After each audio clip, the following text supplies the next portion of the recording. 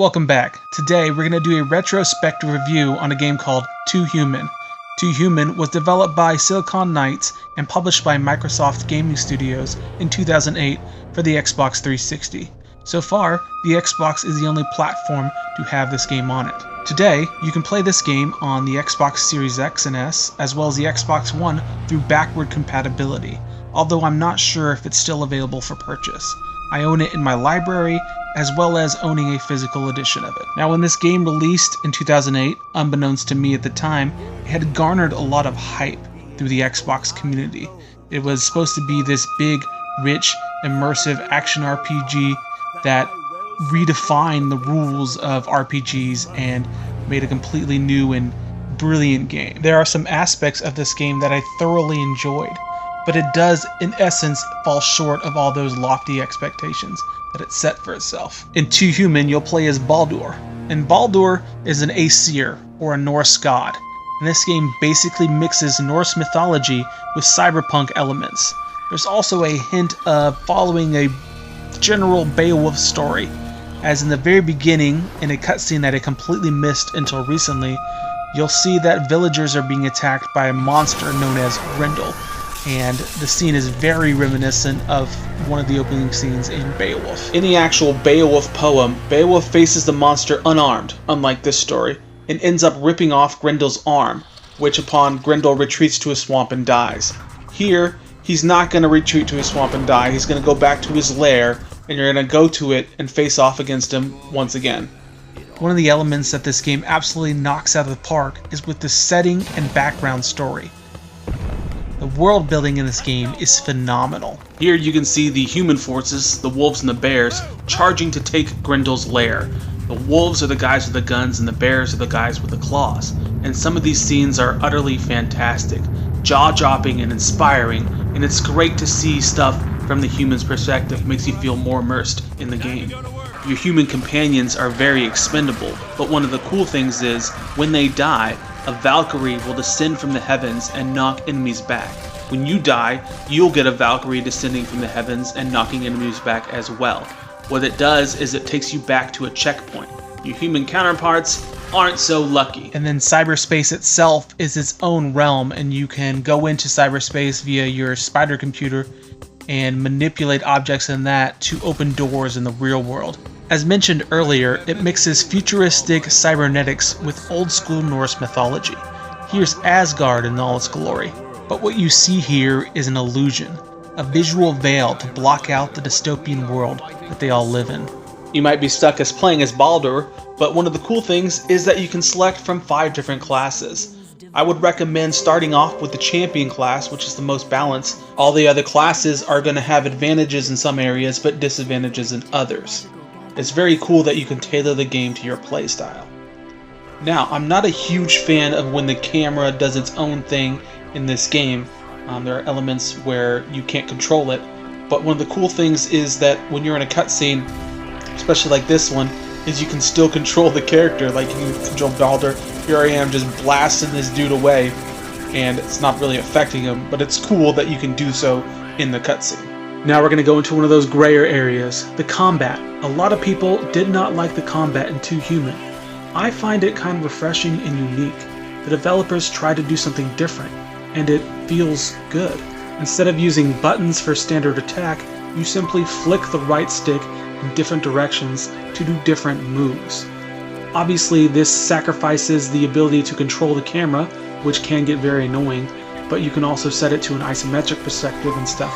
But it also lets you whip around the battlefield like a maniac, building combos and building momentum and hitting harder as you go faster, which is really cool, really refreshing. And I really like how when you knock an enemy away, you end up knocking them across the screen. Sometimes they fly into the camera, sometimes they just fly off of a ramp or something like that. It's far from a perfect combat system, but I have to applaud the developers for going in a completely new and unexplored direction with combat. They could have played it safe and done standard combat and still made really good combat, but they decided to take a risk, and I feel like it paid off. There's no other game before it or after it that has this unique style, and I find it refreshing. It makes me want to go back and play this game more often. despite not liking a lot of the later levels. Here's a clip to demonstrate just how bonkers the speed can get as you build up momentum through combos. Just whipping between enemies, darting across the battlefield with a flick of a stick as you take them out and annihilate them ridiculously fast. Look at that, boom, gone. Another unique and novel concept is the ability to fire 2 different weapons simultaneously in 2 different directions. Here you can see Baldur is hitting enemies on either side of him at the same time. You're going to press the right trigger to fire the right weapon and the left trigger to fire the left weapon. Now the control scheme is not perfect.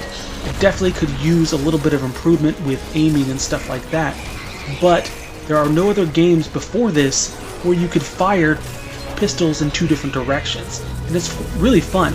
Makes me want to use my pistols more often than I should. For example, you'll have stronger weapons like a rifle that the secondary fire will shoot a grenade, and that's pretty cool. It does a lot of damage. But here I can hit enemies on either side and just whittle their health away 2 at a time, and it's really cool, really fun to do. A cool implementation, despite not necessarily being a new idea as you see it in other games like Smash Brothers, is the ability to juggle your enemies in the air with your weapons. Here we go, keep him up until he's dead and he goes into the trash can for good. The concept itself of enemy design is really groovy. Basically, you're going to have robotic versions of monsters from folklore. Here you have the goblins. They're the light enemies that you can knock around with impunity as they fly across the battlefield. As you progress throughout the campaign, you're going to come across larger and more powerful enemies, such as the troll here. Basically, you're going to have to whittle down its shield and its health in order to put it in a vulnerable state, from where you can approach it from behind and mount up with A. You're going to have to balance on its shoulders and then flick down the right stick in order to smash its head in. Sometimes pressing A doesn't work and it becomes difficult, but there's always the same animation, always the same way to defeat it, so it can become kind of stale.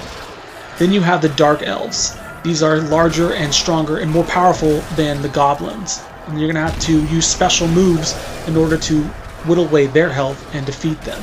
They are going to cause a lot more damage, so you're going to need to find health. Speaking of which, the health orbs are a great way to build your health back up. Or, if you level up, it fully restores your health back to max.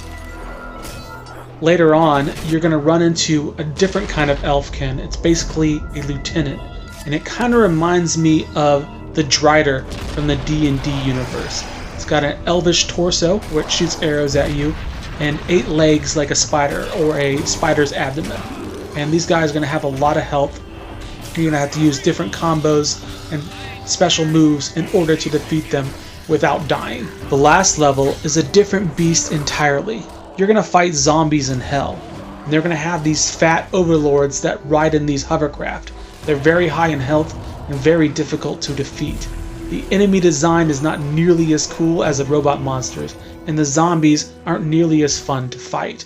But we'll go over that in a little bit. At this point in the review, you might be thinking something along the lines of, hey, this guy is making this game out to be great. It looks fantastic. Why haven't I played this? Why haven't I heard of this? Well, like I said before, it's great in concept, but not so great in execution. Yes, the combat is fun. I find it satisfying and unique, but there are other ways where it falls short of its lofty goals. It's got great world building, great setting. The story could improve a little bit, and it's just a poor execution in some parts as well. As I mentioned earlier, sometimes the mechanics just don't react properly. Like, you can't mount the troll sometimes, and sometimes you'll lose a combo even though you're hitting the right stick. The concept of the enemies are cool in themselves, but it comes at the cost of diversity and variety in enemies.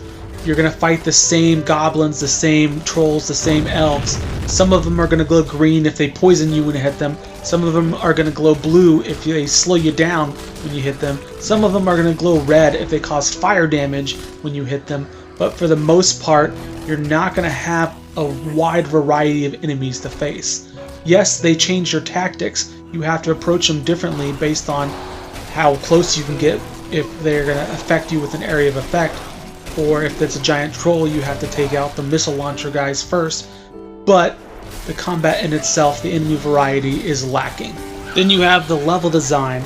This game consists of 4 dungeons, each longer than the one before.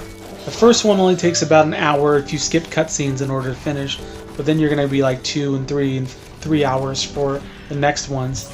And it's just so long, and the colors are so muted, it just feels kind of like repressing, if you will. Then you got the last level. What a freaking slog, man. This level is ridiculously long. The enemies are boring to fight. Then you have those overlords, which will respawn those enemies, and you'll have to fight them all over again. What a grind, man. This is possibly the worst designed level I've ever come across. And then the last 2 levels also feel like they weren't entirely finished. Like you'll have a lot more glitches, and then throughout playing those last 2 levels, the music will just cut out, and it'll be silent except for your footsteps, and then when you fight enemies, it just feels really weird, like they decided, hey, we don't need to work on finishing this game, let's just ship it as is. For example, this cutscene is glitchy as hell. You got this last robot running in place as another robot runs through him, and it just, even the cutscenes are glitchy, man. Like, come on, finish your thing. Then you have your companions. You fight alongside humans, and they're cool, even though they might repeat their lines every now and then. But then you'll fight alongside Thor, which should be cool, but man, this guy is so annoying. He says the same line over and over again in the last level. Loki, come fight me one-on-one. I'll show you the meaning of courage. Are you really so stupid, oaf? I am not on board this vessel. I am lying immobile, half a world away.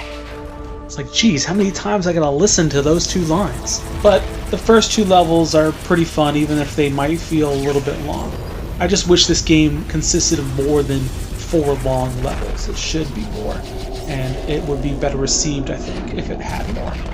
Also, there's only a couple instances in the game where you'll come across open sky, but the skyboxes are just a gray veil covering up anything, so you don't have anything to look forward to, and it makes it all the more repressing. Overall, I really enjoy this game. It's got those unique, novel concepts, such as the combat, the melee combat, where you flick the stick and dart across the battlefield, whipping in between enemies and taking them out, as well as the ability to fire 2 guns at the same time in 2 different directions.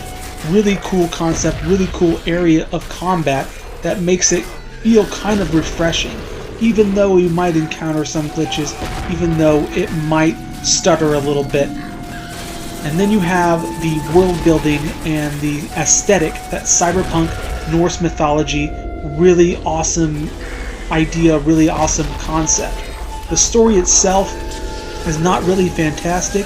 It does kind of feel like they end it suddenly. I think originally they were planning on making a trilogy, but they lost funding due to lawsuits with Epic and stuff like that. But it does fall short in a lot of areas. Like I said before, great in concept, poor in execution. They could have made it so much better, even with all these novel, new concepts that make it feel refreshing. It could have been a hell of a lot better. Could have had more levels, more environmental variety, more enemy variety, and it would have been a better game. Overall, I think I'm going to give this game a 6 out of 10 objectively, and probably a 7 out of 10 subjectively. I know a lot of people don't like it, a lot of people were let down, but I find the combat system fun and engaging, and I like to go back and replay it every now and then. I like to think of it as a good, bad game. Thanks for taking the time to watch this retrospective review. I hope you enjoyed it. Have a good day.